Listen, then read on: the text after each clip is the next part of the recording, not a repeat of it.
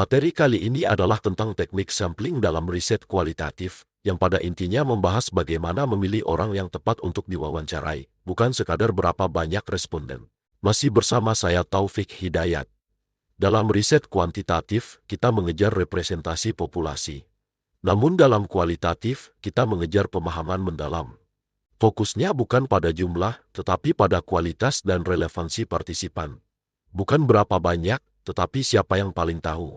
Ada 4 prinsip utama dalam teknik sampling kualitatif, yaitu memilih partisipan yang memahami fenomena, mampu memberikan data yang kaya, menghadirkan variasi pengalaman, dan berhenti saat data sudah jenuh.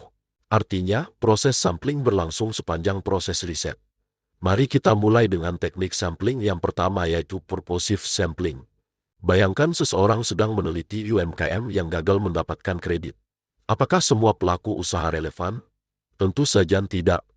Peneliti hanya memilih mereka yang benar-benar mengalami fenomena tersebut.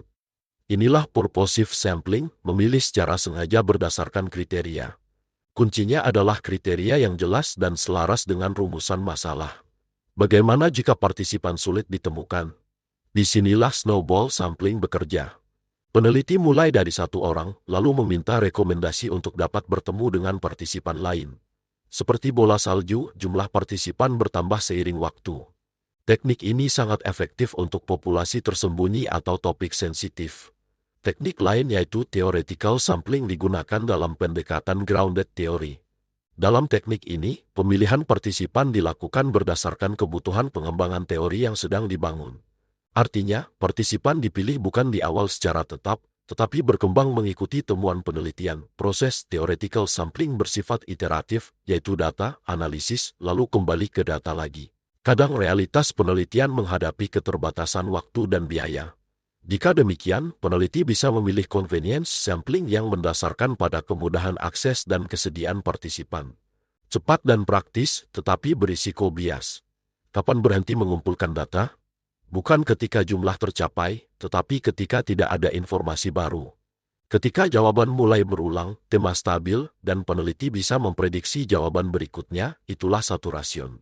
Ini adalah titik cukup dalam riset kualitatif. Sebagai misal, studi UMKM dan pembiayaan syariah. Peneliti memulai dengan purposive sampling sebanyak 10 partisipan. Lalu berkembang dengan snowball menjadi 15. Setelah wawancara ke-15, tidak ada tema baru. Di titik itu, peneliti berhenti karena data sudah cukup. Sebagai penutup, inti dari sampling kualitatif adalah memilih dengan sadar, bukan acak. Peneliti mencari kedalaman, bukan keluasan. Teknik seperti purposive dan snowball membantu menemukan informan yang tepat, sementara saturation memberitahu kapan harus berhenti. Karena dalam riset kualitatif, kualitas cerita jauh lebih penting daripada jumlah responden.